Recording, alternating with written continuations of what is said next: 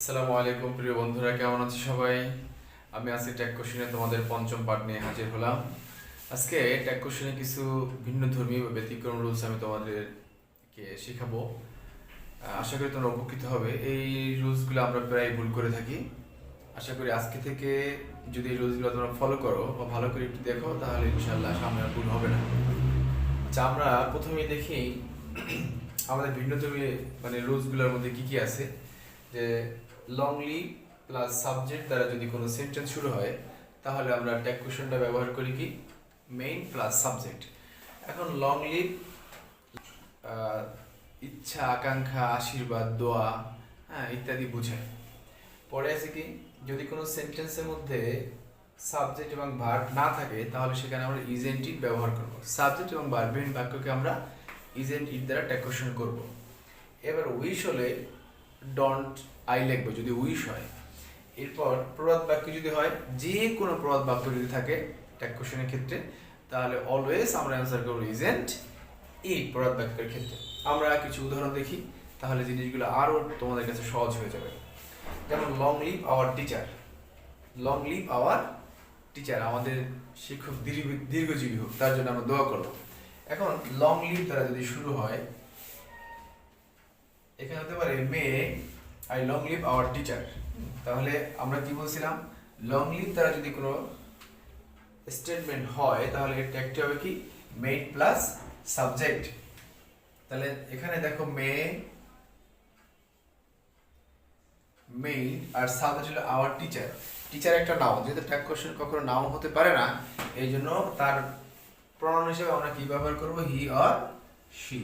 যেহেতু যদি আমরা আমাদের টিচারকে যদি ছেলে হিসেবে সম্বোধন করি, তাহলে হি, আর মেয়ে হলে শি। পরের কোশ্চেন আমরা লিখলাম কি ও। আমরা বলি না কোনো কিছু ওয়াও, এই ওয়াও এটা হলো একটা এক্সক্লামেশন সেন্টেন্স। এক্সক্লামেশন সেন্টেন্স চেনার একটা নিয়ম কি, একটা দাঁড়ের নিচে মোজ থাকবে। দাঁড়ের নিচে মোজতে না, বিষয়টা হলো এক্সক্লামেশন সাইন দেখে আমরা এক্সক্লামেটরি সেন্টেন্স চিনতে পারবো।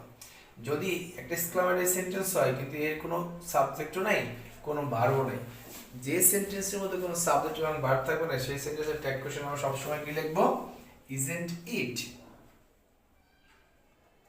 Isn't it. পরের সেন্টেন্সে কি লিখছি আমরা, হ্যাপি বার্থডে। আচ্ছা, হ্যাপি বার্থডে দ্বারা আমরা কি বুঝাই, কাউকে উইশ করি। আচ্ছা, এখানে হ্যাপি বার্থডে যদি হয়, তাহলে কি আমরা কেউকে বলি যে আমি যদি কাউকে বলি যে রহিম ভাই, করিম ভাই, I wish happy birthday to you, এরকম বলি না। শুধু আমরা বলি happy birthday, happy marriage day, happy victory day, happy independent day, et cetera etcetera.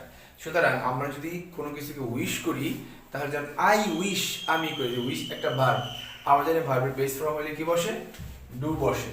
তাহলে যদি হ্যাপি বার্থডে বা উইশ জাতীয় কোনো কিছু বোঝায়, সেখানে আমরা কি লিখবো, ডু। সেন্টেন্সটা যেহেতু অ্যাফার্মেটিভ, তাহলে ট্যাগটা হবে নেগেটিভ।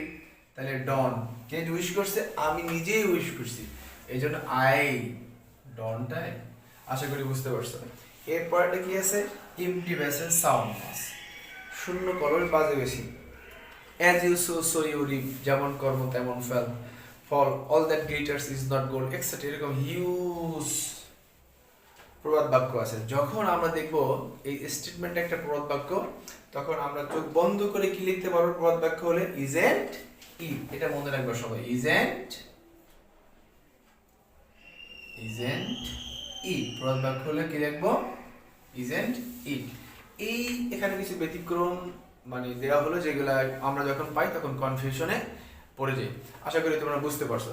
তার মানে আমরা কি কি পাইলাম এখানে, প্রবাদ বাক্য হলে উইশ যদি হয়, প্রবাদ বাক্য উইশ সাবজেক্ট এবং ভার্বহীন বাক্য, এবং লং লিভ ইম্পারেটিভ সেন্টেন্স যদি হয়। এখানে একটু ব্যতিক্রম যে জিনিসগুলো আছে, সেগুলো তোমাদের কয়েকবার প্র্যাকটিস করো, বা তোমরা যদি তোমাদের পুরোনো বই থেকে যদি এক্সারসাইজগুলো অনুসরণ করে এরকম কোনো কিছু পাইলেই ইনশাল্লাহ এই খুব সহজে তোমরা বিষয়গুলো সলভ করতে পারবে। আশা করি বুঝতে পারছো। আজকে এই পর্যন্তই। আল্লাহ হাফেজ।